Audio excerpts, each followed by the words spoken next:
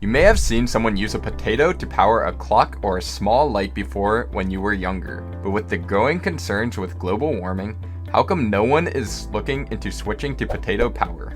As you may have guessed, a potato isn't quite as powerful as a nuclear reactor, and the potato itself isn't actually the source of the power at all. Instead, the potatoes enable a chemical reaction between two metals that generates electricity. Here's how it works. If you take a potato and stick a zinc and copper electrode into the potato, the zinc wants to give up electrons acting as an anode, while the copper doesn't give up electrons easily, acting as the cathode. The potato contains electrolytes like phosphoric acid and potassium, which allows ions to move between zinc and copper. Essentially, what you've created is a potato battery.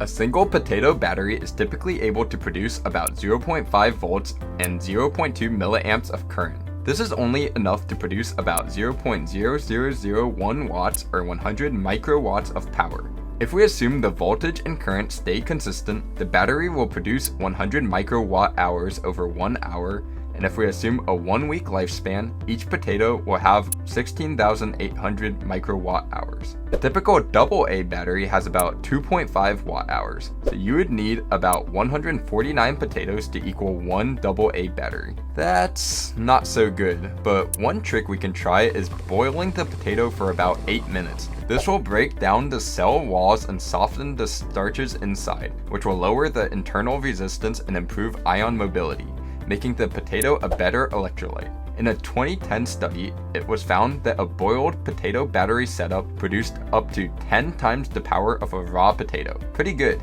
With this, each potato battery will be able to produce about 0.001 watts, and now we only need about 15 boiled potato batteries to equal one AA battery. That doesn't sound too bad, right? Well, if we have a digital clock that uses 0.02 watts of power, it already takes 20 boiled potatoes to provide that power.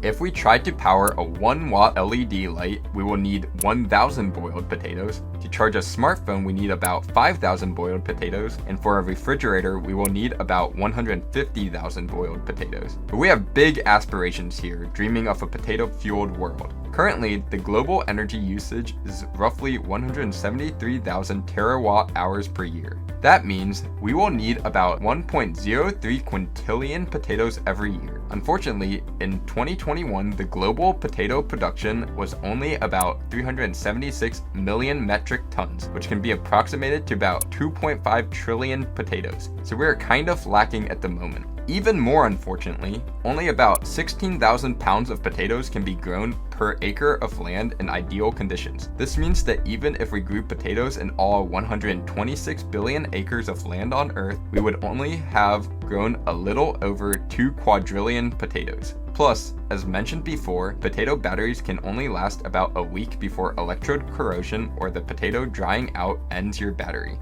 So yeah, until some major potato breakthroughs occur, we probably won't be seeing too many potato power plants opening up anytime soon.